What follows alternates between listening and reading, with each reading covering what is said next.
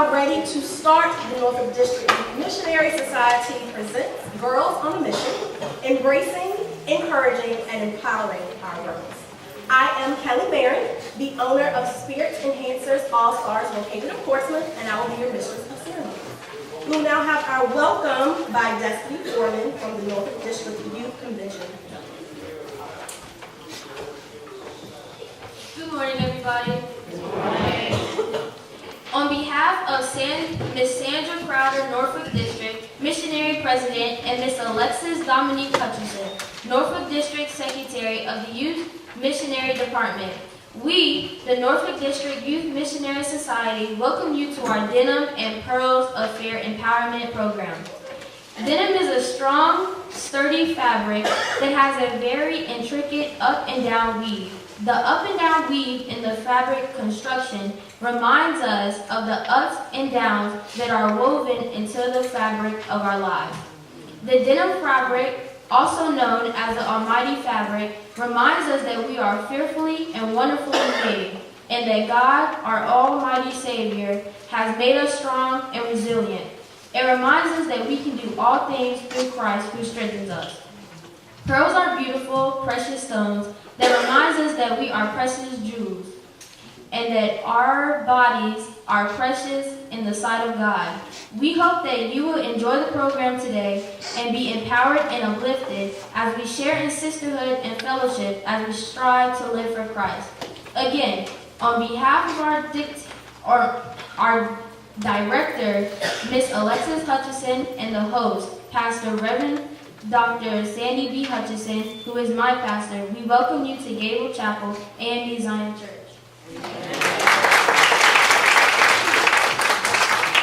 Our scripture will be read by Amaya Crowder, Youth Missionary Society. Good morning. Good morning. I will be reading 1 Timothy chapter 4, verses 11 through 12. Command and teach these things. Do not let anyone look down on you because you are young, but set an example for the believers in speech, in conduct, in love, in faith, and in purity. Let the Lord's word be. Amen.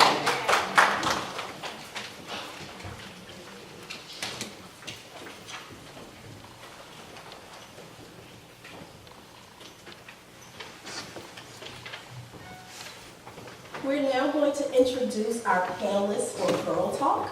We're going to start with Jamita Brooks, founder of Being You Incorporated. And you will come out and speak.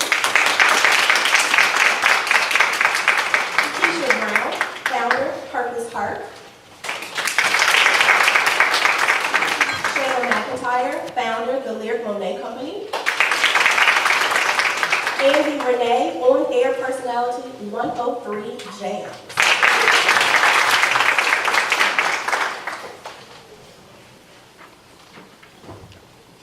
Please, you all can have a seat.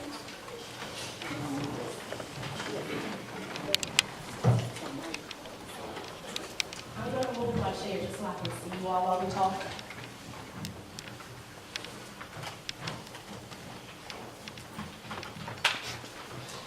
So ladies, I have a list of questions. It really is girl talk. We want to just share some empowering words with the girls who came today. And I'm going to start with, well, this question everyone can answer. You all can decide who will go first. What has helped you get where you are today? So an influential person or an internship. And what advice would you have for others who want to go in a similar direction? I'll start. So the person that influenced me to get into not just radio but media would be my mom. How I started is a little funny. When I would get in trouble when I was younger, she would make me write 3,000 times. I don't care what I did. I will not lie. I will not do what, but that made me love writing. So I actually started out by interning as a pilot. And then I realized that I wanted to express myself in a different way. So I actually interned at Wavy TV 10. Okay, that's better. I interned at Wavy TV 10. And I decided that radio was a better fit for me, just because music is how it speaks to my soul, any kind of music. I listen to all kinds of music. But it all originally started with my mom, and for anyone looking to get in media, the best advice that I can give would be to come out of your box. Because although it's uncomfortable initially, it forces you to grow, and you'll appreciate it much later.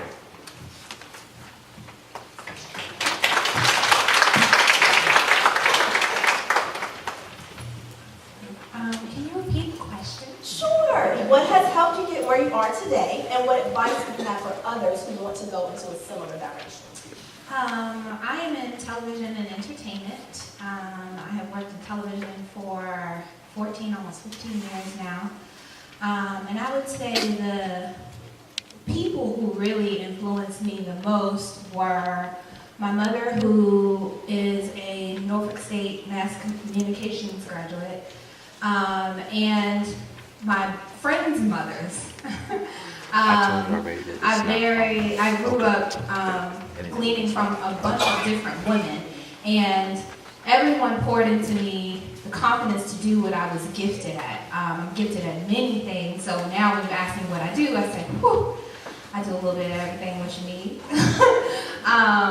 But I was raised in a community that empowered me to be myself. And that would be my advice to anyone else. Just be confident in who you are. Be mindful of what your gifts are and pursue those to see if those are your calling. So that would be my advice. I currently am in medicine. Sorry for the raspy voice, my allergies are acting up. But I'm in medicine, and I went to Eastern Virginia Medical School, and that's where I got my physician assistant degree. And so currently I work as a PA full-time.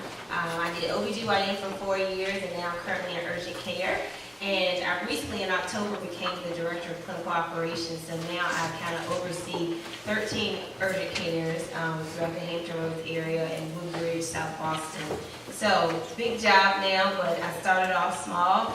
I started off with a mother who prayed for me, who believed in me. When I was about 12 years old, my dad was sick, and so I remember being in the hospital saying, not only did I want to help my dad, but I realized that I wanted to help other people. And so that moment for me was a defining moment to actually pursue a career in healthcare because I wanted to help others.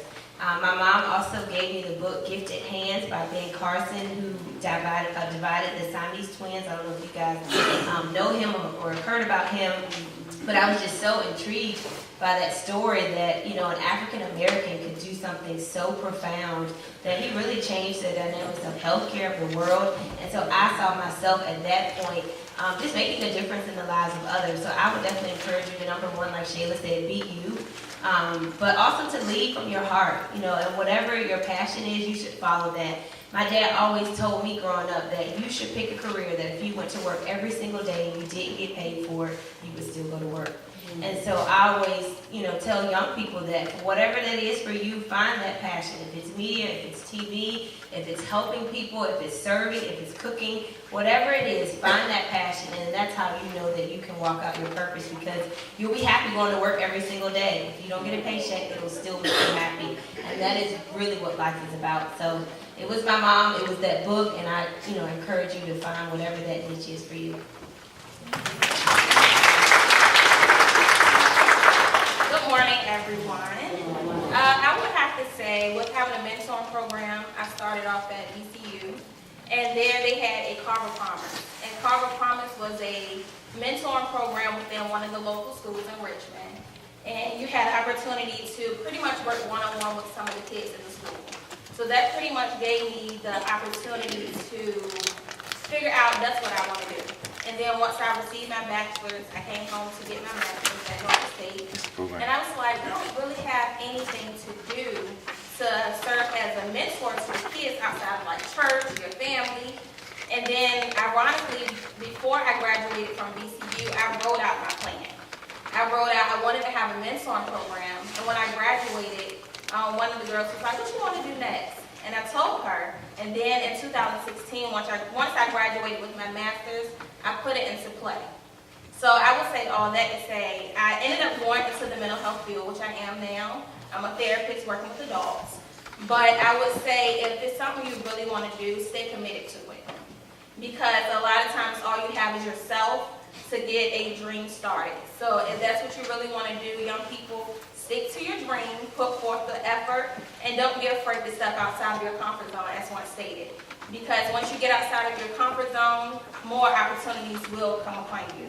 And my family, and of course God first and foremost, were the things that gave me the confidence to get to where I am now.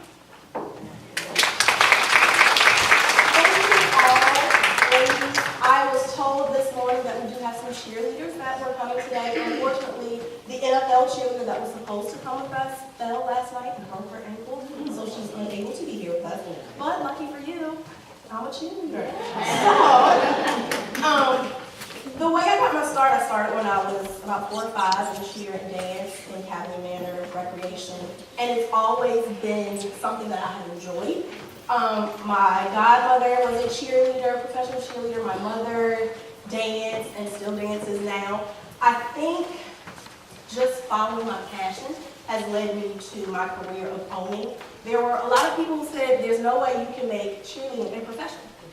And when you think about it, you don't think, okay, yeah, I want to be a cheerleader when I grow up. But there's so many different things that you can do. And just having, like I said, my parents and my godmother telling me, you can do whatever you want to do. So making sure that you follow your passion and not allowing anyone to tell you that you can't do something that you want to do. The next question, what career mistake or mistakes in life have given you the biggest lesson? And again, we can start with whoever is ready to answer that question. Well, pretty simple words. I would say the biggest lesson that I have learned is to only put my name on what I'm proud of. As I stated, I've been in television and entertainment for 14 years. I have gone from live entertainment television to reality television to documentaries. I did a movie, a million things. And I found that I felt incomplete at the end of the day, getting deeper into the reality television field, because it's not rocket science. They're not curing cancer, they're not saving any souls, they're not helping anybody, they're giving you great entertainment content, and it's all fine and dandy, but at the end of the day, I did not want to be Googleable in 20 years and be the queen of reality television. So I had to look myself in the mirror and say, is this what you really want to do? And I prayed really hard and walked away and said, okay, God, if this is not where I'm called to be, show me where I'm called to be. And within 7 days, new doors opened, new opportunities came, bills still got paid, and I'm still walking in my purpose. And that's not to say that I did something wrong in following something that I was not necessarily called to do. It simply led me to where I'm going. So, yeah, that's my little 2 cents. Next.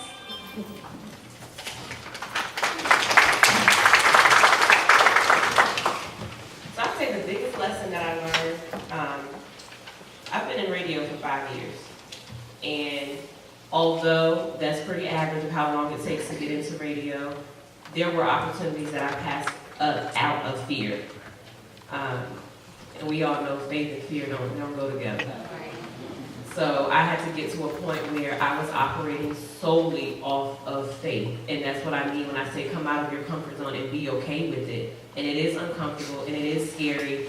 I am an introvert. I'm a homebody. Before radio, I enjoyed sitting in the house, watching movies, cooking, just being to myself. And being in radio now, I sit in a room full of people every day. I meet new people every day. But I love what I do, and I love the different personalities that I get to meet, and it's just made me a better person. So that was the biggest lesson that I learned, was to stop operating out of fear. It didn't get me far initially, but now we're solely on faith, and we're doing good right now.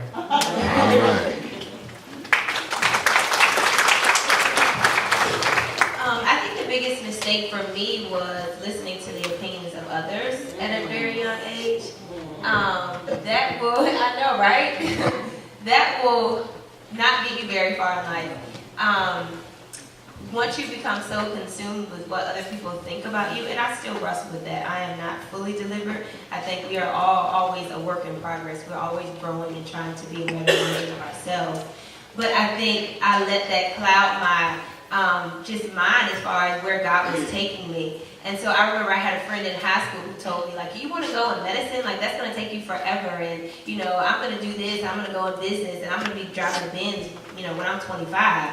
And so she just tried to make me feel like pursuing what I knew that I wanted to do was a bad thing. And that she was going to just have this enamored lifestyle. She was going to be driving Benz at 25. And that it was just going to be amazing. And so I'm here to tell you today, you know, not in a bragging way, but I drive a Benz now. And I mean, if I would have listened to her as far as just not pursuing that, I may not have the opportunity to drive the car that I drive because I let somebody else talk me out of what I knew I was called to do. So I would just encourage you guys to not be so consumed and wrapped up in what your friends think of you, because your circle is really who you become in life. You know, the 5 people that you spend the most time with is really a product of who you are.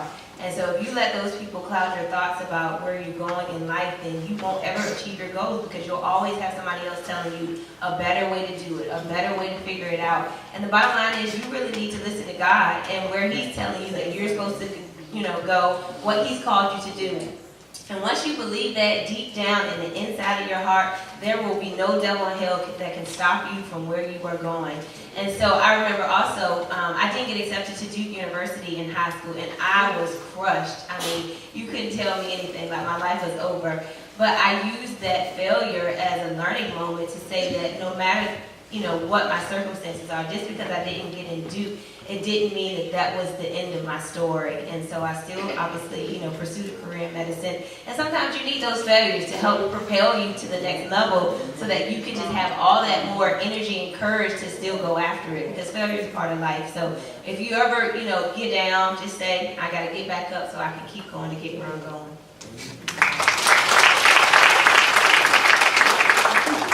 I would say one of the biggest lessons that I've learned was to not allow other people that are in the profession or anywhere, like she said, to influence your decisions, pretty much. Because when you get into a profession and you're one of the younger ones compared to some of your older colleagues, they have so much negativity to say.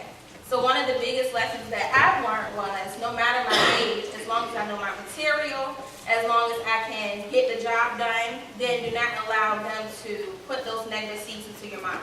Because you may have some people saying, oh, don't go to that school, negative, you know what I mean, negative things to say about certain things. But continue to pursue what you have destined for you. And a lot of times that comes from praying and believing that no matter what's coming your way, God makes sure that what you have destined for you will happen for you. And do not compare yourselves to anybody else.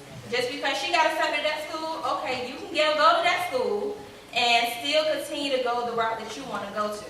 Because I know when I graduated from BCU, I'm like, I want to go get my master's. And I missed their deadline, but I was like, I need to start school and by August so that I can continue. Because if I stop, I may not have continued. But I was like, you know what, I'm going to apply to Norfolk State. And I applied there, you know, got in. But going to Norfolk State taught me the most and helped me grow to be the mental health professional that I can be now.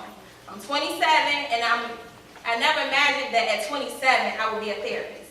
I was like, at 30 I may be a therapist, but to see myself at 27 being a therapist is only God. So I say all that to say, continue to trust the process, okay? Don't compare your journey to anybody else. Just trust the process that God has for you. Our next question is for Andy, Renee, Shayla, and Janita. What was your first win that made you confident that you were doing the right thing? So my first win, I started out on 103 Saturday morning, 6 o'clock in the morning. Everybody's asleep. Nobody's really up. But maybe a month and a half later, they said, okay, we're going to move you to 2 to 6. Saturdays and Sundays in the afternoon. So in my head, I'm like, well, I must be doing something right. If you put me on, that's prime time hours for radio. That was my first win. 2 months later, they put me on 92.1 beat, Monday through Friday, 2 to 7. So now I'm on 7 days a week. At this point, again, I'm operating off of faith. I didn't really have a plan. I didn't think it was gonna move this fast. But I'm like, well, whatever I'm doing, I'm just keep doing it. And the one thing that kind of made me keep going, and what I think they saw in me, was I had so many sleepless nights. We have a couch in the studio, and they saw me sleeping on that couch because I won't get it right. I want to get comfortable with myself on the radio, and I want my listeners to be comfortable with me. I want to be your friend, even though I can't see you. They saw that in me, and so because of that, it kept going. And now I'm in 15 different markets on the radio. I'm here in Virginia, but I'm in a few other states as well. And so that first one was just how quickly, and again, I cannot emphasize, it immediately happened when I stopped operating off of fear and out of faith.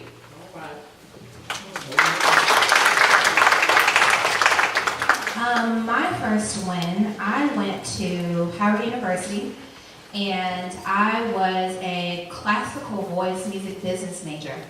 And I thought that I was going to school to become a vocalist and to become an artist. And I auditioned, and the advisor said, you should probably do music business. And my response was, I'll do whatever you accept me for. You can just check that box on the sheet. It's fine, whatever you say. So long story short, I got accepted. My sophomore year, while singing in the university choir, the director mentioned that he got a phone call from BET asking the university choir to sing on Bobby Jones' gospel. And I was like, oh, let's do it. And he was like, I mean, why y'all need to be on TV? And I was like, it's a big show, we should do it. So I galvanized the choir, convinced him to allow us to go on the show. He was anti-gospel, it's a whole thing. But I tell you this story because as we were preparing to sing on the show, we were sitting in the hallway just like this, whole choir lined up against the wall, getting ready to go on stage. We sang background for Yolanda Adams. This was 2004.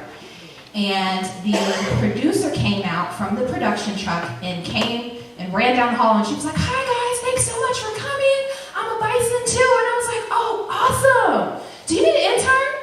And she was like, yeah, call me, 202, da-da-da-da-da-da-da-da. And I was like, okay, cool. So I memorized the number. And she's like, call me on Tuesday. We filmed on a Saturday. I called her on Tuesday. I started interning on Thursday. I was a sophomore, I believe. So I didn't have to fulfill my internship credit until my junior, senior year, but I knew it was on my scheme and I needed an internship. So because I loved television, because I loved music, because I loved BET, because I loved Bobby Jones Gospel, I put myself in that position, and by faith was just like, hey, need an intern. She said yes. So here's the funny part of the story. First day I went and talked a hole in the wall. She absolutely hated me. At the end of the day, she said, thanks so much for coming. You don't have to come back tomorrow. And I was like, oh, you're funny. I'll call you when I get out of class. I'll just come. So I did this for about 2 or 3 days. And every day that I went, at the end of the day, she would say, you really don't have to come back. And I would say, no, it's totally fine. I'll come and see if you want something to eat on my way. So needless to say, I was very persistent. I didn't realize she was trying to fire me. So this is where my win comes in. Within a week, because she kept telling me not to come back, and I kept showing up, and I kept asking the right questions, and I kept being present and being eager to learn, she, at some point within the first week, was like, well, apparently I'm not going to get rid of this girl, so let me just give her really hard stuff to do. I did it with enthusiasm. I did it with vigor. I asked 1,000,005 questions to the point where she was like, she's determined to learn. And I won her over without me even knowing.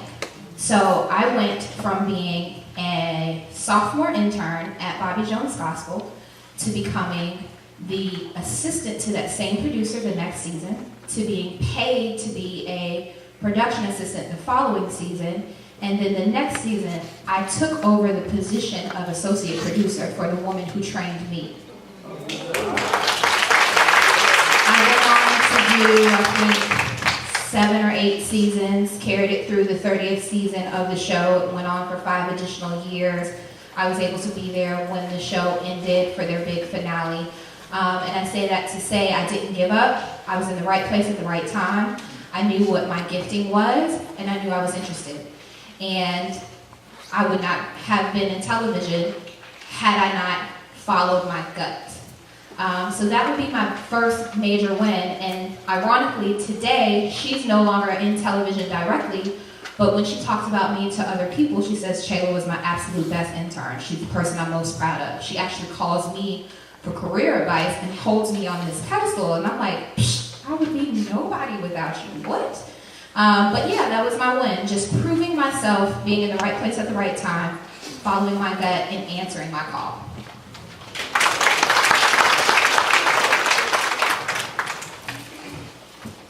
My first win, I would say, would have to be, I think I have 2 of my mentees in here, Dolly and Sequoia. Just wave your hands. Okay, my wins are when I get to a point and I feel like, okay, with the mentoring program, it can be a lot on yourself. When you're working full-time, when you're in school, and then you have to fulfill other duties outside of like self-care. You know, I need time for myself. So when I receive phone calls or text messages from either them or their mothers, just letting me know that they're happy to have me a part of their lives, I would say that have to be the win to tell me, you know what, you're destined for this. God put this in your life for a reason. And a lot of times I just feel like, okay, I'm gonna take a break. But then when I have those reminders, it allows me to keep pushing. So I would have to say, besides my family saying they're proud of me, that my wins come from receiving the positive feedback from my parents and my kids. Thank you ladies for sharing your wins. Those were awesome examples, awesome wins. I do want to share a story before I go into my next question. I think it's a good segue. I taught health and PE for 13 years.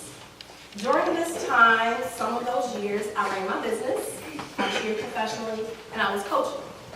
In 2013, it was just pressing on me. I want to do cheer and dance full time. I do not want to go back in the classroom. I don't want to teach another thing. I want to do my business full time. I decided to pray about it. I talked to my husband about it. I talked to my parents. Both of my parents were like, go ahead, you can do it. I'm like, but wait, I used some of that money when I was teaching in case things didn't go right in my business. So I was thinking, okay, what if I fail? What if I'm unable to pay those bills? What if I have to stop doing my passion? Talked to my pastor, prayed some more. My husband was always on board, but he was always like, okay, well, what, okay. And if that doesn't work out, I'm gonna go back to teaching, or what are you gonna do? So 2013, we are in 2019. I have been doing my business full time since 2013. By the grace of God, we have sustained. I have lots of girls in and out. I am coaching, traveling to do choreography for different teams, for high school, middle school, going and speaking to different cheer colleges, cheer teams in college. So my next question for Shayla and Keisha, what is the biggest risk that you have ever taken?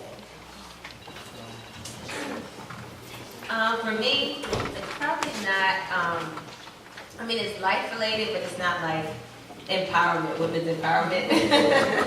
Actually, I have a 14-month-old now, and I think the biggest risk that I took was deciding to have a vaginal birth after having a C-section. So my first son was born via C-section in 2012. And then in 2017, I had Jackson born via vaginal delivery. And in healthcare, everybody knows that once you have a C-section the first time, you're supposed to have a C-section the second time. And so it's a big risk, only because you could rupture your uterus. And so that can lead to death, that can lead to blood loss. And so that's a really big risk. But I really, really, really prayed about it. And I was like, God, I really want to have this baby be a vaginal delivery. There's no reason why. When I had my first son, he was born via C-section because the cord was wrapped around his neck 3 times. So his middle name is Emmanuel, meaning God is with us. But anyway, I prayed about it. I was like, God, I know this is a risk, but I really believe that you are going to give me the desires in my heart, and that's what the word tells us. And so I prayed about it, and I went to the hospital. I had to transfer to the high-risk doctor at EBMS because it was such a risk. But every time I went to the doctor, they were like, you're not really a risk, but we have to keep you as high risk because you're healthy and everything else. So anyway, I went to the hospital. I got there around 6 o'clock. They checked me. I was like 3 centimeters dilated, and the surgeon came in, and she was like, well, I'm just telling you that we are not playing with you. At any moment, if you show signs of distress, we are cutting you. Just forget it. Don't even think about it. And I was like, okay. But I was like, all right, God, you made a promise to me that you would make this happen. And I progressed, and I had that baby by 9 o'clock that morning, and it was amazing to see that happen. So, absolutely. I think that was the biggest risk for me. But for you guys are supposed to keep your legs crossed and your feet on the floor, right? Let's get back to that. Legs crossed and feet on the floor, right? Okay? Y'all with me? All right.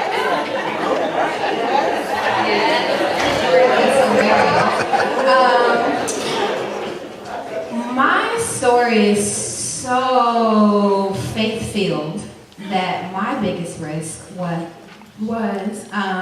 when I finished grad school at Full Sail in Orlando.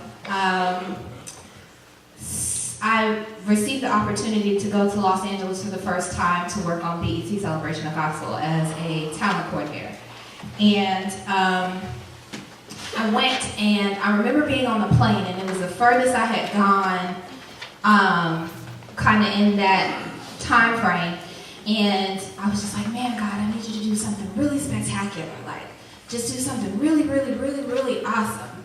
So I got there. I didn't know anybody. I didn't have a place to stay. I ended up crashing because I didn't have any money. And I was like, they're going to pay me, but I'm not going to get it until 2 weeks after. So I kind of like figured this out. So I flew out to LA, ended up crashing with a son of a lady who I sang in the choir with in Orlando. She was like, oh, my son's out there. You should go hang with him. And I was like, okay. So I ended up crashing with him, and within 3 days, I absolutely fell in love with Los Angeles. And I said, okay, God, this is what's next. I want to come here.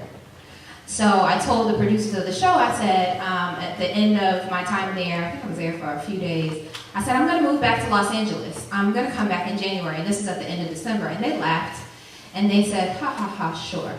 And I was like, no, I'm going to move back, and you're going to hire me. And they were like, okay, that's cute.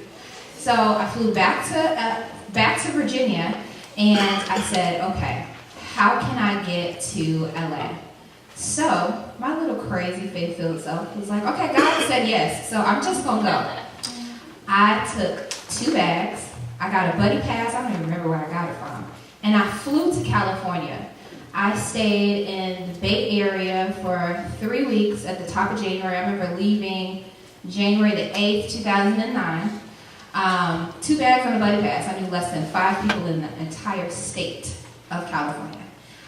Crashed with my best friend from Howard in the Bay Area. She had my goddaughter Lyric, and 2 weeks later, when Lyric was 4 days old, I bought a one-way ticket to Los Angeles.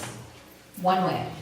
So I went buddy pass from Virginia to the Bay, and then I bought a $79 ticket on Virgin America. I thought I was popping, because Virgin America is the bomb if you've never flown them.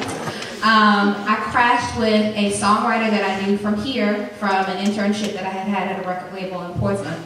Crashed with her for about 3 months before I got enough money to get my own place.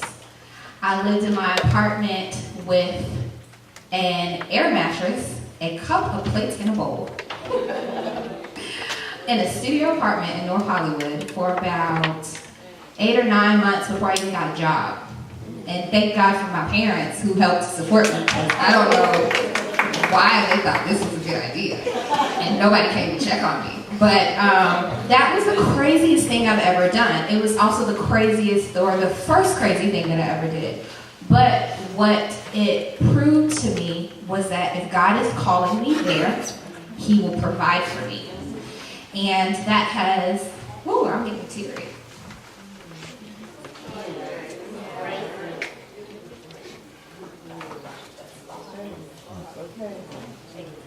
All right, we're not gonna cry yet. Okay. But that has led me for 14 years. moved across country 8 times in the past 10 years, working, following God's call. And He has never not provided for me. So, first risk led to many other risks. But I have been successful because I have chosen to accept the challenge that God presents to me when He presents it. And I have learned to hear His voice, to study His voice, and to just do what He says.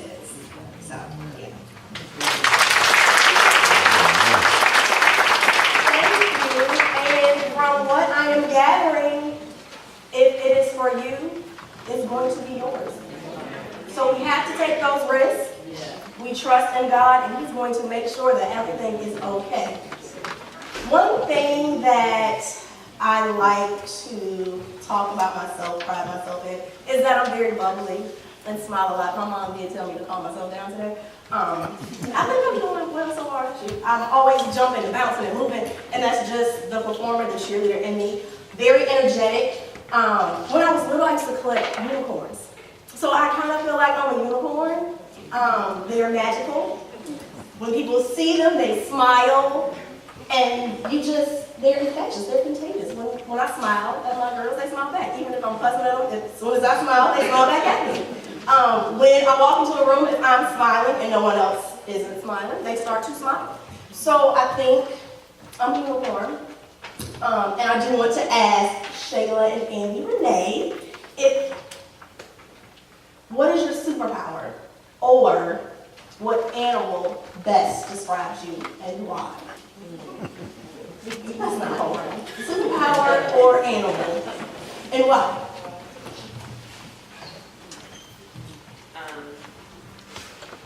I would go with my superpower. I think my superpower now is I have the ability to lead. And I didn't always have that ability. I used to be a follower. But how I got to where I am inspired me to bring whoever else I can with me. That's what I mean by I have the ability to lead. I actually have a very similar situation in Shayla's. I used to be a financial advisor. Totally outside of radio, nothing to do with radio. And I went to work one day and I said, no, I gotta quit. I can't do it. I put in my 2 weeks notice, no plan, didn't tell my man. We had been together for 7 years, didn't tell my mom, I didn't tell anybody anything. I just knew iHeartRadio was Clear Channel at the time. iHeartRadio was where I wanted to be. I was gonna get there. When I got there, I wanted to bring anybody else with me. And then I have a little sister that I always have to look after and set a good example for. But I'm now, just coming from someone who used to follow, or I didn't even follow, sometimes I just didn't, I didn't pursue my passion for a long time. I actually started a business, it's called Not Just For Me. I didn't tell anybody about it yet, so we're all the first to know. Thank you. And it is a women's empowerment. It's for young women, whatever you want to do, even if it's not media related, if it's not radio, whatever you want to do, I just want to inspire you to follow that passion. Don't waste another second. And if you have that spur of the moment urge, go with it. That's God putting that passion in you. And He's not going to let you fail.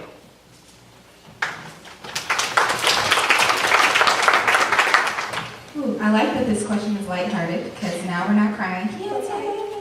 I would say my superpower would be optimism and positivity. I'm sure Miss Sandy can probably attest to the fact that I've always been the same bubbly, goofy, crazy Shayla.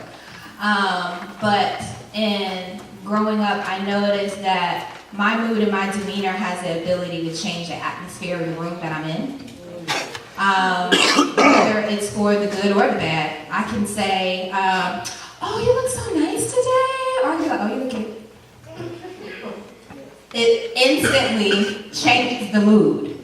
So it's all on me and what I decide to put forward. And I've been in the best situations and the worst situations, but I've always chosen to find the silver lining. And my ability to always think positive and my ability to always attract positivity has changed many an atmosphere, many a room, has opened up many a door for me. And I think that my friends and my family appreciate that as well. So I tell you what, I'll do it every round. Okay, I think that if I was an animal, who would I be? I would be a flamingo.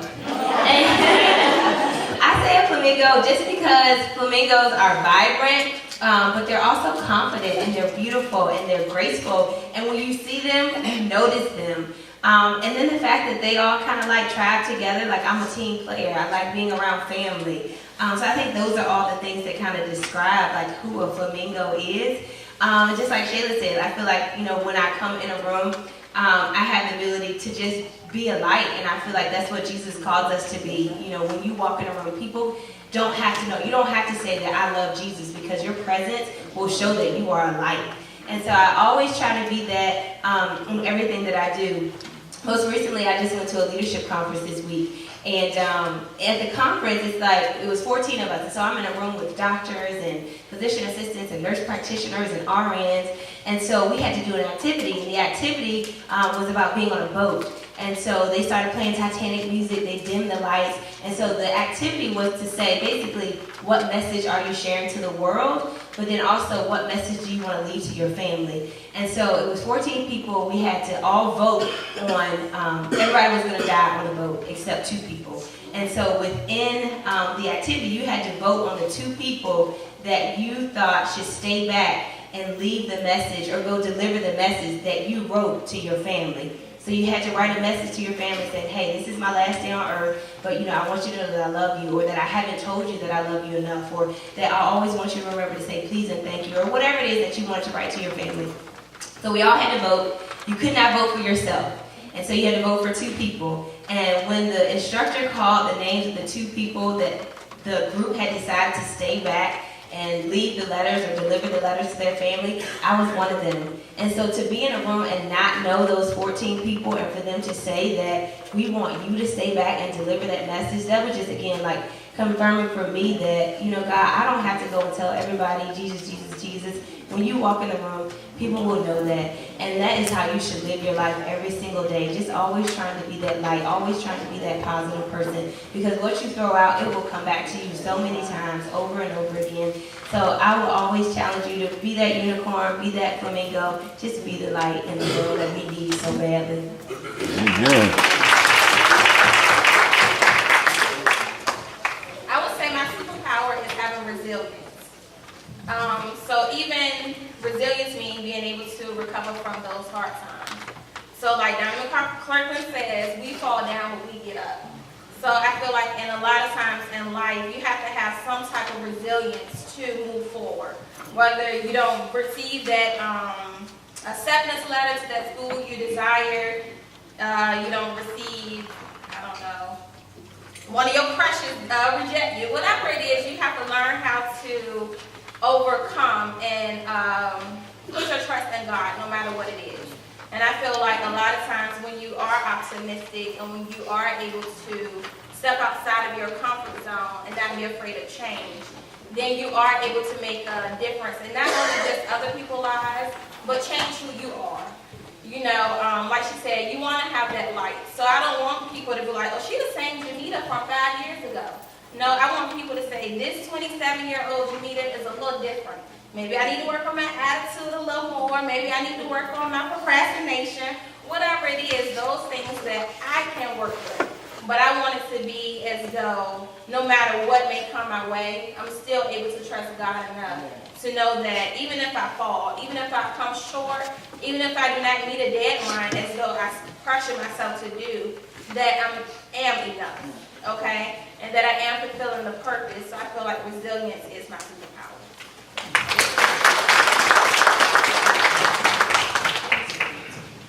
Amy, Renee, and Shayla, if you were a color in the crayon box, what color would you be and why?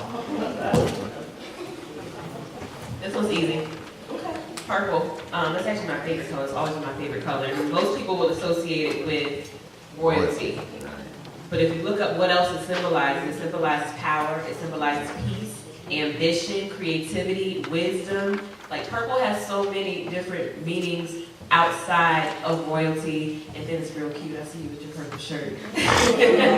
So purple would be it's always been my favorite color, any shade, any kind, but I love what it represents, like all of those things, because I want to be wise. I want to continue to get more wise. I want to be in that position of power so that I can bring others with me, and you always got to keep your creative juices flowing. So purple is just, it has so many different meanings behind it. That's my color. That was a good question. I love this question. I remember when I was small, gosh, 30 years ago, the crayon box went from 8 colors to like 86, and I was so excited. I was like, oh, there's all these colors. And the color in the box that stood out the most to me was Purple Mountain Majesties, which is very similar to what he said. But I would say today, if I were a crayon and I were in a box, I would be a jumbo crayon.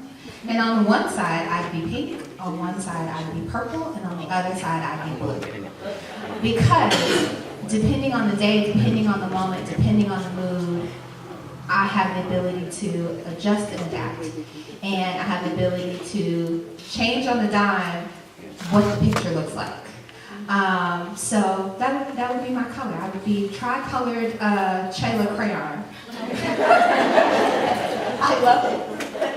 I had a conversation the other day with someone. They were asking me, what's next?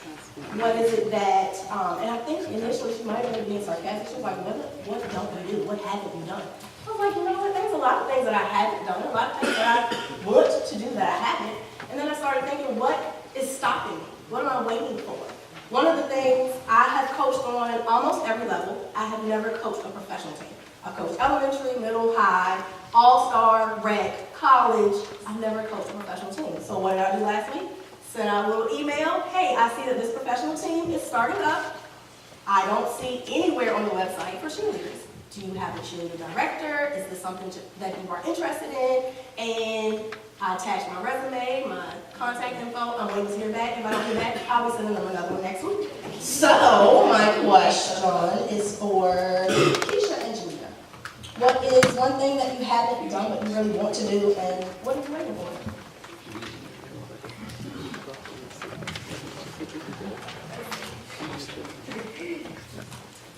That's a tough one, kind of. I would say travel out of the country. I haven't done that. And one of the things, when I really think about it, I guess nothing's stopping me, because if needed, I would be able to make the financial, Finance is not a hindrance. Work, I can take off, So I feel like the only thing is stopping me is myself and making many excuses, though. I'm going to wait till I finish school, or I'm going to wait for this. So I think I am holding myself up from doing the thing that I want to do, and that's travel outside of the country. I think on a professional level, I would say I haven't reached that level yet. I think what I wanted to do, I said I wanted to be a therapist, and I think I'm at this point now, and I'm working towards licensure, so I feel as though I'm at that point right now. But I think on a personal level, just traveling outside the country. The question was, one thing that you haven't done that you really want to do, and what are you waiting for? got it. So I am waiting to skydive in May of 2020 when I graduate with my doctorate degree from Regent University. And I think that skydiving is probably the next biggest thing on my bucket list, only because back in 2015, my family was on a plane, and on that plane ride, we lost an engine, and you could not tell me that I, that day, was not going to die. Like, I was on the plane with my husband, my 3-year-old at the time, my sister-in-law, and my mother-in-law. And losing an engine, being in midair, I mean, what do you say besides God save me? And so at that point, I knew that I was literally riding on the wings of my Savior because our plane landed. But there's no feeling to describe being in a plane and losing an engine and thinking that was the very last day that you would see your mom, your dad, your sister who's back at home. There's just no way to describe it besides the fact that God was with us and that he had a plan and a purpose for us and that we are still here on this earth today fulfilling that. So I think for me, being able to skydive is proof to the enemy that you thought you had me then and you don't have me and you won't have me because I will conquer that fear. On a show of hands, how many people have social media? And I promised myself I wasn't going to get on my soapbox. Okay, hands down. Excellent. So, social media, branding yourselves. My girls have a social media page, but I run it because I want to make sure that the things that they're posting are geared towards their goals. So my youngest daughter, superstar dancer, she's won national solo titles. She'll be traveling to California this spring to do a master class with some professional choreographers. My oldest daughter likes to tumble. So I want to make sure that whatever they're putting out there is exactly what they want people to see, and it is representative of them, of me, of their father, of their belief in God. My social media is Coach Kelly, all across the board. If I'm out and people see me, they recognize me as Coach Kelly. I don't know if anybody really knows my last name, but they absolutely know, oh, that's Coach Kelly, she coaches cheerleading. I want to ask Shayla and Andy Renee, how did you and how do you continue to build your brand? Because social media, you are branding yourself. I think that this is the easy one. The way that I brand myself, especially because we do live in the social media world now, I'm just really careful about what I associate myself with. So it's not so much what I will post, is what I will not post. So watch where you go. Watch the people you hang out with. Watch what you wear. These are all things that people can see. And once it's out on the internet, it's out there for good, forever. So I just, whatever I do, wherever I go, whatever I post, the first thing that I think about is how will this make the next person, how will they perceive me? You know, so and that's the main thing. So it's not so much what will I post, it's just as long as I don't feel like it's staining my brand and who I want to be, as long as I know that at the end of the day I can still be that influential Andy Renee and not have, oh, but you did this, you went out with this person, you went to this place. I don't ever want to be associated with something that's not for me and that I'm not comfortable with. So the main thing that I just always do when I'm branding myself is be mindful of what I will not associate myself with. Of course, it's social media. Just make sure that you know what you're putting out there is quality. You don't always have to post on social media, but as long as what you're posting is good quality content, always come back. Those are amazing notes. I would say, for me, Lyric Monet is my brand. Shayla is who I am. I can recall graduating high school and the teachers, I forget what class, but some teacher was like, you need to have an email address that's professional with your first and last name. And I was like, I don't want people to know me by my first and last name. I'm going to make something up. So I made up Lyric Monet. Monet is my middle name, Lyric because I was heavily into music. I sang, I wrote songs. So I just was like, Lyric Monet.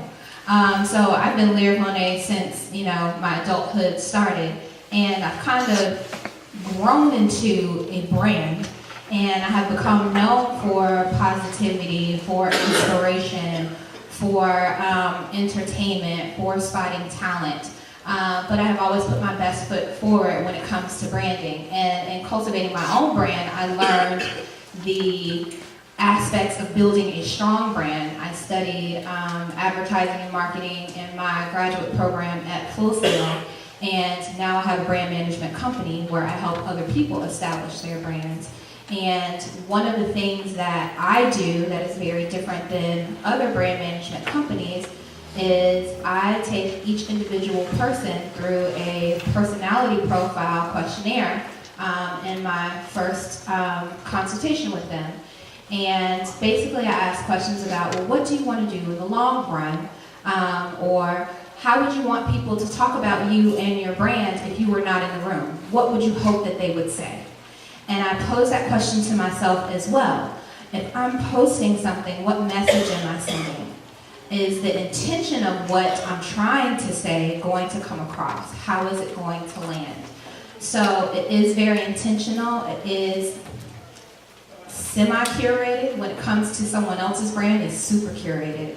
But it is intentional because I want to make sure that you are connecting with who I am as a person, that you're getting the best of what I have to put forward, and the nonsense that you can find elsewhere, you will find nowhere on my pages. So that is my brand.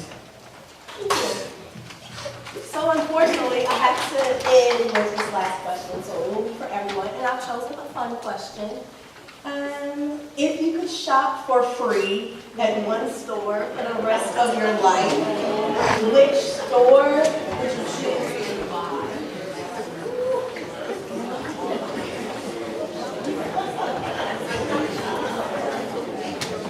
I know we all know Fashion Nova. My closet is Fashion Nova. What I did was, I donated all my clothes to the Mission. And my mother, for Christmas, she told me to make a shopping cart on Fashion Nova's website. And she would meet me halfway, because she knew my shopping cart was going to be a little ridiculous, and it was. So now my entire closet is Fashion Nova anyway, so if they could just reimburse me for the rest of my life, that would be great. It would just be Fashion Nova. FashionNova.com. They got everything from church attire to ratchetivity. Feel free to check them out. My store, if I could shop for free, I'd pick Target. Because Target has everything, and they put cute things with the good lighting on the end of the aisle for you to pick up that you don't need. Right. But if I could shop for free, then I could have all the candles, all the dog stuff, and it would be amazing. So, yeah, Target. Same for me, Target, one-stop shop. I mean, they have amazing clothes, and then I like to eat, so I really thought about TJ Maxx, but I was like, man, they don't have food. So Target was it, because then you can get your toiletries. I mean, you can just get everything. You get your cute little stuff for your home. You're trying to make your girls' room. So it's Target, no brainer. And they have the app. If you don't got the app, get the Target app, because they'll love a good discount too. I'm going to say Walmart. All right. I'm going to say Walmart. Okay, Walmart for me, because you can get clothes, you can get your groceries, pharmacy, you can get your glasses, car care, everything. So I would choose Walmart.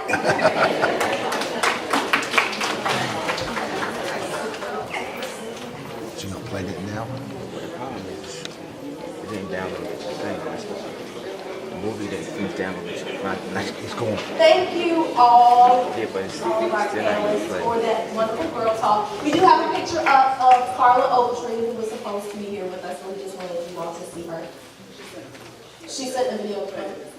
Oh, okay, so she sent a video, but we can't get it to play, so we're going to move on. But thank you again so much. I hope everyone enjoyed the girl talk.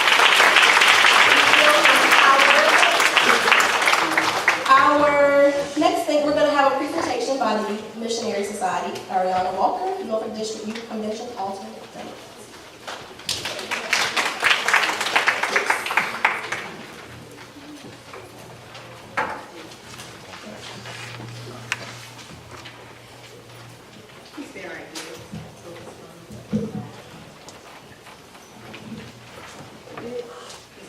Good afternoon. I would like to thank our panelists and our moderator for taking their time to share with us and for helping us to realize that our goals The mic is going in now. you have poured into our spirits and our hearts and have reminded us of the following scripture in Jeremiah chapter 29, verse 11. For I know the plans I have for you, declares the Lord, plans to prosper you and not to harm you, plans to give you hope and a future. We live in terrifying times in our nation, but you have reminded us that we have no need to fear because we are more than conquerors as we live for Christ. On behalf of all the young women here today And on behalf of Madam Secretary Alexxis Hutchinson, thank you again, and may God richly reward you, and may He continue to pour into your lives as you have poured into all.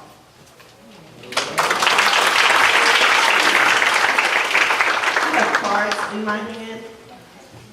They're for you. Okay. Miss McIntyre. We had the same middle name. Miss Brooks.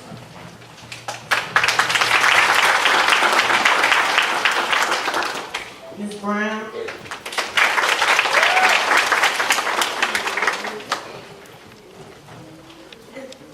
And this class one is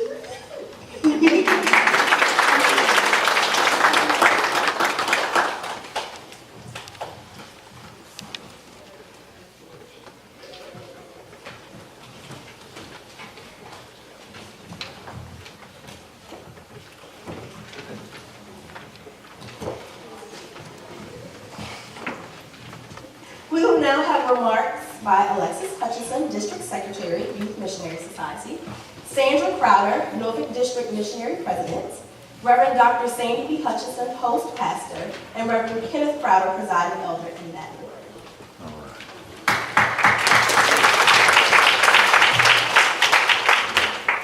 Good afternoon, everyone. Good afternoon. I hope you all have enjoyed this occasion and this event.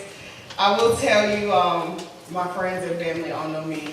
I do plan events for professional athletes, so I can be overbearing a lot. So I want to first thank my church family because yesterday, we had a funeral yesterday, and so they had to stay after, wait for me to drive back from Elizabeth City to get here to set up. So I first want to thank all of my church family for helping with the funeral, them helping us set up today, helping this morning.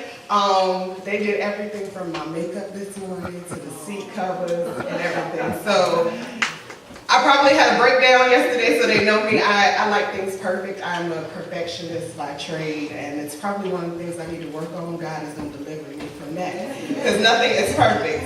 I also want to thank my missionary president for allowing me to have this opportunity. It is my first year in the position, and it's been good. It's been good. You know, when somebody asks you to do something, a lot of times you're very nervous and you don't think you're ready or you don't believe in yourself. And I didn't think I was ready, and I had to pray and fast and even talk to my mother and just say, I don't know if I'm ready. I jokingly say to my mom and dad all the time, they probably would not want me to repeat this out loud. I always tell them, they're near the cross. I see the cross. I'm not there yet, but I need some deliverance, okay? I'm working, I'm growing. As long as I'm moving in the direction, I'm growing, okay? So we want to thank God for growth, okay? Just for growth. I want to thank all of my district officers for supporting me, my fellow sisters who have kept me. They know I call them anytime, and even at 11 o'clock at night. I want to thank them. I want to thank Ms. Huff as well, who was the previous youth missionary director. I want to thank her for her guidance and a smooth transition. I first also want to thank Ms. Marin. We do know your last name now. Ms. Marin for coming out today. She's my god sister. She's like family though. We've grown up together. I want to thank, in life, have friends that can help you in all aspects of life. I want to thank my best friend, Nicole. She is a chef, okay? And she came out here. She left her family to make sure I was going to be okay. She wanted to cook for me, and she knows how much of a blessing it is to have friends. We said we were going to open a restaurant together. I can't cook. She's going to cook. Yeah, okay. So that's really what it is. We were going to have a sports restaurant. I was going to run one side and she'll run the food, because I don't do that, okay? So I want to have this as a token of my appreciation. Okay. And I also want to thank the host pastor. In my first year, it was a blessing that I was able to have this in my home church. And my mom I probably worked her nerves this whole year trying to plan this. And even when I said I had a vision, And I had a vision that I thought, okay, if I can get 50 girls here, I would be happy. And to see a church full of girls and panelists that agreed to come out. So I want to thank you all individually. Shayla and I have known each other from the first grade, okay? So we've been on vacations together. She knows all of my secrets, so don't say anything, okay? I love you, dear. Andy, I met through my last job. I connected with her, Keisha. Our families are intertwined. And Jamita, we went to the same high school, so everybody stay connected to your world, okay? Help your friends, have your friends help you. And I just want to thank you, and I want to give a token of appreciation to the host church for helping me on today. She had to calm me down a lot, so I just want to say thank you, Mama, for being Mama and being pastor. Even today, I had to tell her, this is my program, okay? Calm down. This is my program. So if you would come up and take this token of appreciation for the church, it's greatly appreciated. I want to thank all of my sponsors, which includes Reverend Crowder for believing in me. I want to thank Reverend Hall for sponsoring. I want to thank my Aunt Valerie. She's helped me a lot in this process. And so everybody that's contributed, donated, or helped me with the event, I want to thank you. And if I missed anyone, please charge it to my head and not my heart. I'm shaking. I'm still a nervous wreck right now.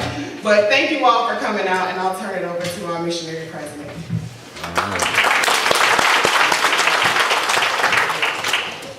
This is the day that the Lord hath made, and we are rejoicing in it. So let's give the Lord a hand.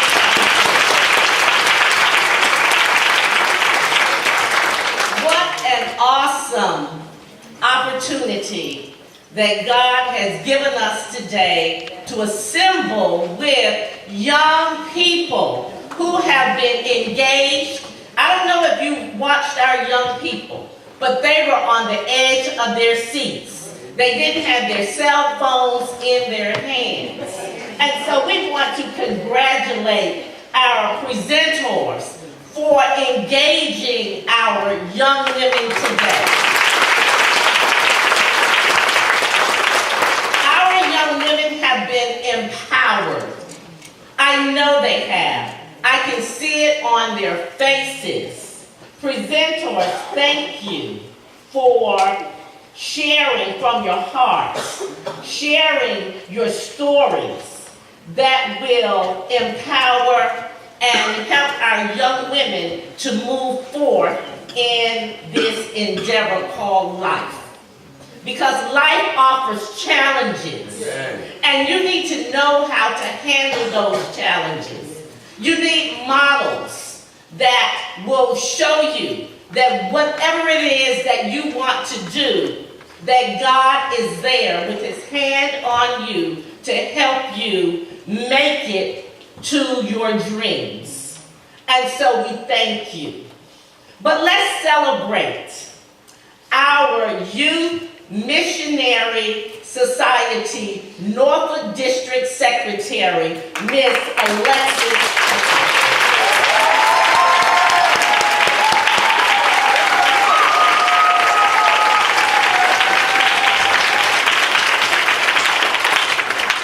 God knows what you need when you need it. We needed a youth missionary secretary when Ms. Huff had to retire. And God showed us Alexxis Hutchinson. And so we thank God today for Alexxis' vision, one that she has so passionately worked to bring to fruition today. Alexxis is a young woman who is a model for all of us. Alexxis is a very professional young woman. She is focused. She is faith-driven. She has worked with the NCAA. She has worked with the CIAA. She is now at Elizabeth City State University as an administrator. And Alexxis, we thank God for you. We thank God for your tenacity. I don't know how many of you follow Alexxis on Facebook, but Alexxis is fulfilling her dreams. As Amaya would say, she's living her best life.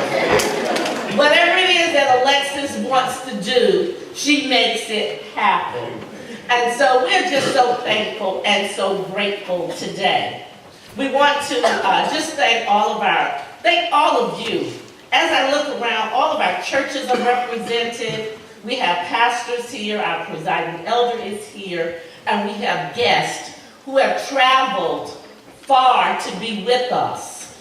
I want to just recognize a few people before I take my seat. We have Mrs. C. Jean Venable, who is presiding Elder Venable's wife from the Petersburg District. And we have her daughter, Erica. Erica, I want you to please stand because I want them to also see you. Erica Johnson. Erica has her own business. She is a veterinarian. And so if you need some animal care, see Erica Venable. We have all the way from Salisbury, Maryland, we have Ms. Tawana McClendon, who is Reverend David McClendon's wife from St. James.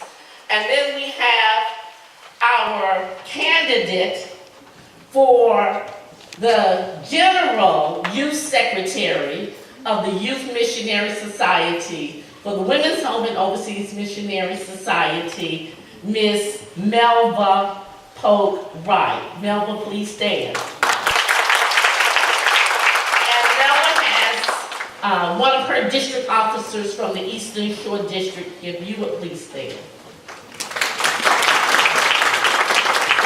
I'm going to just give way because I want Melva to just say something to you, because she is aspiring to work with Zion's youth missionaries. And so Melva, I would like for you to come and please greet us today.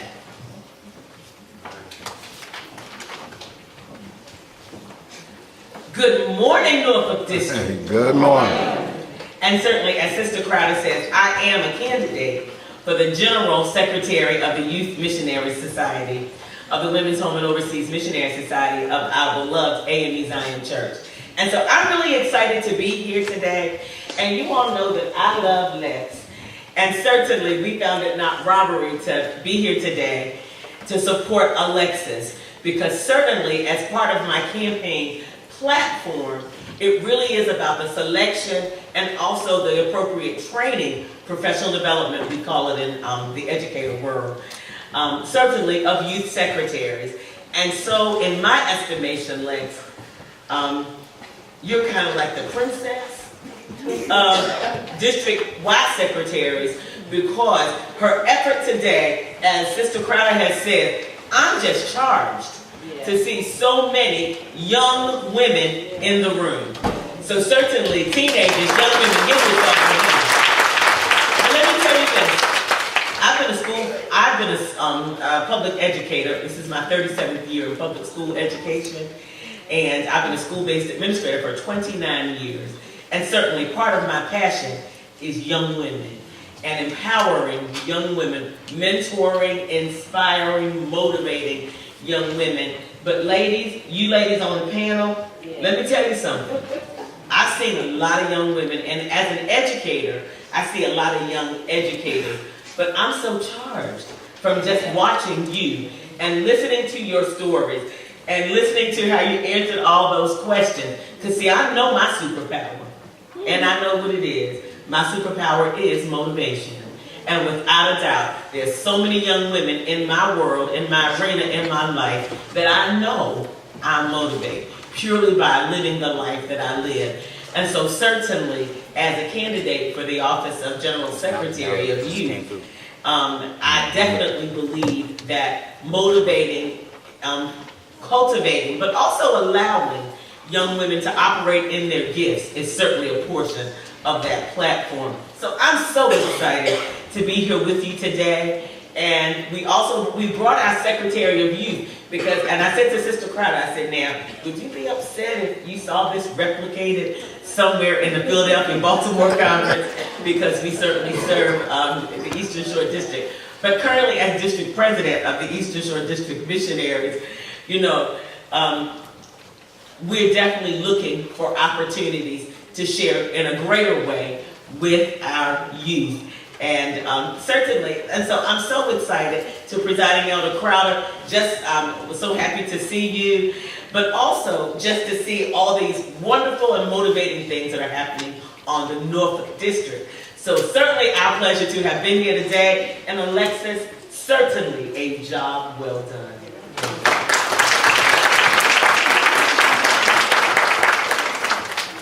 We want to also remind you that as you came in the back, we have female business owners, our vendors. These are their businesses. Please support them. We want to support each other. We also have another business owner in here. I see one of our young adults, Natasha. Would you please stand? Natasha is in Gates County, North Carolina, and she has a business. We have Ms. Kim Hitchman in the back. Kim, please stand. Please, ladies, let's support each other. That's a part of us growing and maturing as women, that we can love and support each other. Again, this has been awesome. This has been empowering. It has been engaging. And I thank you for supporting the Norfolk District Youth Missionary Society.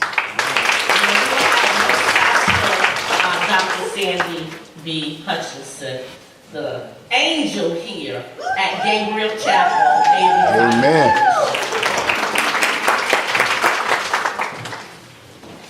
God bless each of you. I am really, really full to see my baby daughter take on such a responsibility and a task and what she has been able to bring to fruition. And I'm sure any mother would be proud. I have two daughters, and the things that I've tried to instill in them are the love for God, a love for family, their church, and service to the community.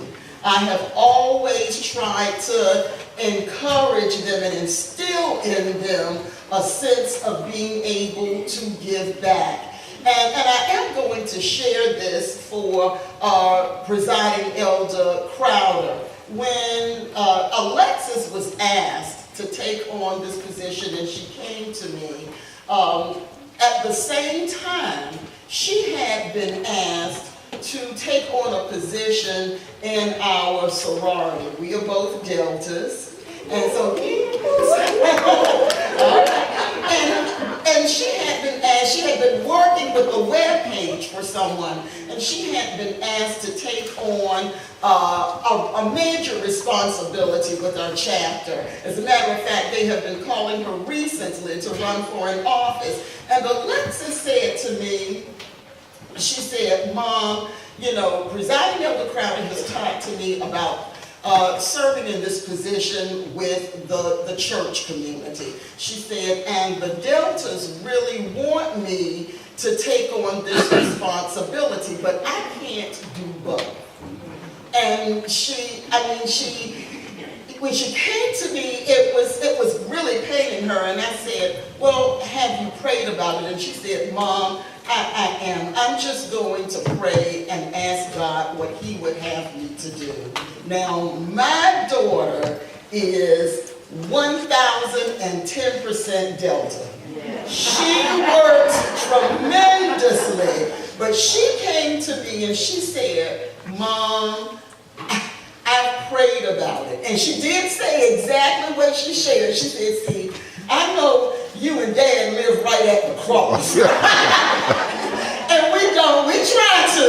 She said, I see the cross and I'm trying to get there. She said, and I just don't think I'm ready. She said, but I do believe this is what God wants me to do.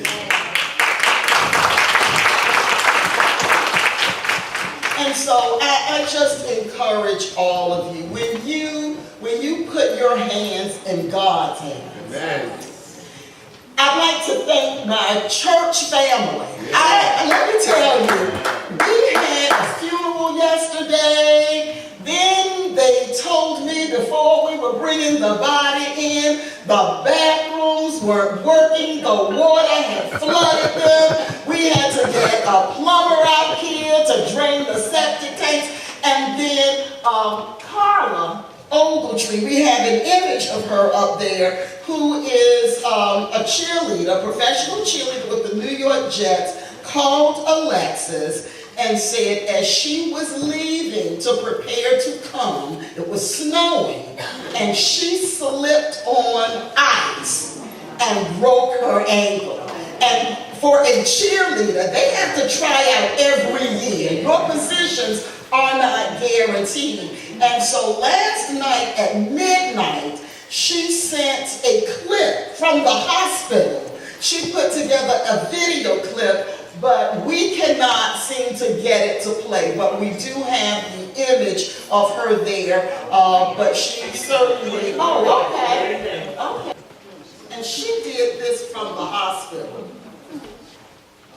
Amen. Thank you all. Our technicians have been working on this. I also want to thank our police officer who is here. I mentioned that I just wanted to make sure we had security, and I talked to Alexxis, and Les Smith has left, but they sent a female because it was a female.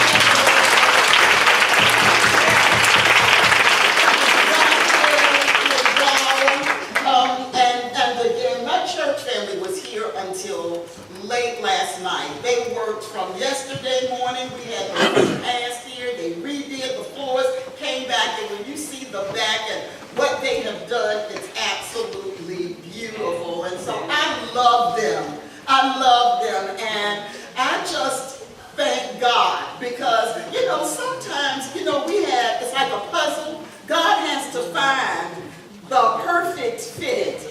And he has fit me in a place at a time when we are growing together and working together. And as a matter of fact, right before we came out, I was looking at something on the vendor's table. I was just looking at it, and my members purchased it and brought it to me so I could have it. It's a beautiful pearl necklace and earring set that I was looking at. They didn't have to do that. And that reminds us of what they said. When you have friends and people who love you, and whatever energy you put out, you're going to get back. So if it's negative, you're going to get negative back. And if it's positive, you're going to get positive back. God bless you, and I love you, and I give way to our presiding minister.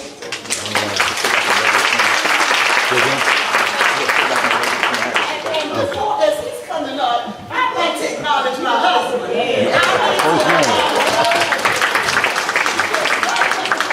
has been sick all week, and Tuesday we were going to try to come to Greensboro to the Ministers and Lay Conference, and he wound up having to go to the doctor who gave him 3 medications, and he said, I can still drive you, and I went, no, I had a funeral Monday, we had a funeral, and I said, you just need to rest and take this medication. But I thank him for walking with us every step of the way. Our videographer in the back, our sound technician just left, Kevin, who's also our organist. I thank them for their work on today.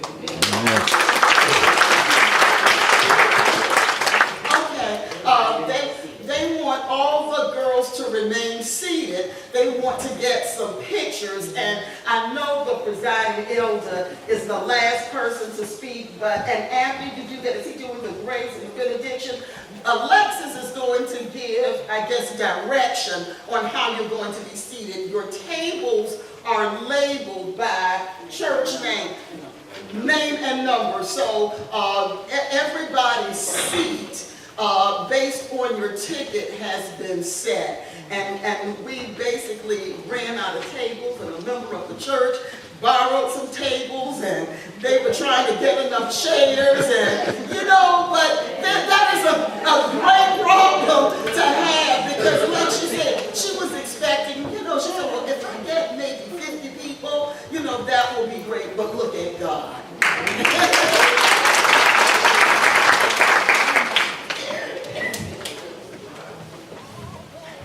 Praise the Lord, everybody. It's good to be here this morning and to be a part of this Wise Society program and to see so many young ladies here today. Recognizing the Spirit of Christ that is in this place this day, and to the pastor, Reverend Hutchinson, to my wife, Mrs. Sandra Crowder, and the next international president of the Missionary Society, to our mistress of ceremony, Miss Marion, and to all of our guests this morning who are with us, and to all of you, my father's children. I greet you in the marvelous name of our Lord and Savior, who we call the Christ. Truly, this has been a marvelous, marveless program. And y'all brought some bad sisters in here. I tell you, y'all got it going on, ladies. Amen. I didn't know the Hampton Road. Y'all from Hampton Roads, everybody? I didn't know Hampton Roads had such talented young ladies. Amen. I tell you, this has been enlightening to me. Amen. And then what? Just one person is married. Amen. Amen. I tell you that. All right, now. All right. I got some sons. But we're grateful this morning, most of all, though, for this young lady, Alexxis Hutchinson, who God laid upon my heart to say to Mrs. Crowder, what about Alexxis Hutchinson as the Wise Secretary and Mrs. Huff was coming out, because that was weighing heavy on my mind, because I knew the kind of job that Mrs. Huff had done.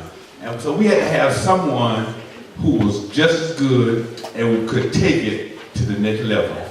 And lo and behold, she's done just that. Amen. Let everybody know, man. Amen.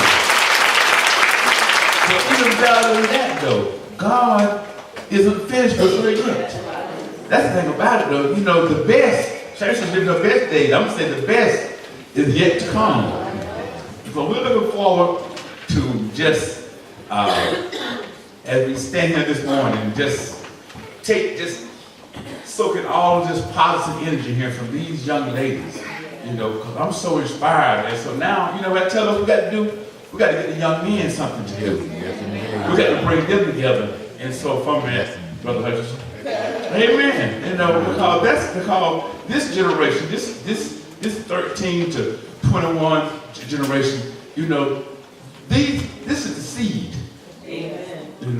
And if Satan is allowed to destroy the seed, then we are doomed. Yes. And so we have to continually lift these young ladies up, let them know that they are God's gift to mankind, and continue to encourage them and to inspire them with more sessions like these. And by these young ladies, let people know that if they can do it, you can do it. Yes. And so again, I want to encourage you, young people, to continue to, first of all, keep your hands in God's hands. Amen. Don't be swayed by the crowd, but let them know that you are an individual who has a mind to think for yourself. You have a heart that loves God, and you have a heart also that loves your parents and love one another. And all this little petty stuff that you all get into, you need to look beyond that. Amen. But I know it's going to come still, but still y'all remember that, because another crowd told me to let it go and realize that it's not the person in front of me that's causing this, but it's a force beyond your control. Amen. It's a force because it's a war that takes place every day in our lives between good and evil. But you've already won because you are a child of the King. And all you have to do is continue to remember that the battle has already been won, and all you need to do is to claim the victory. I hope and pray today that I'm not leaving out anything else to be said. Now, she said leg cross and feet on the ground. Leg cross and feet on the ground. Regardless of what gets whispered in your ear. And it's going to come. Amen. Remember what the young lady said? Amen. Young ladies, amen? Amen. God bless you, and may heaven smile upon you. Let us pray now for our food. Father, we thank you for the food that we're about to receive. We pray to be used for the nourishment of our bodies, for the strength of our hearts, for the build that holy kingdom. In Jesus' name I pray. Amen. God bless you. Have a good day.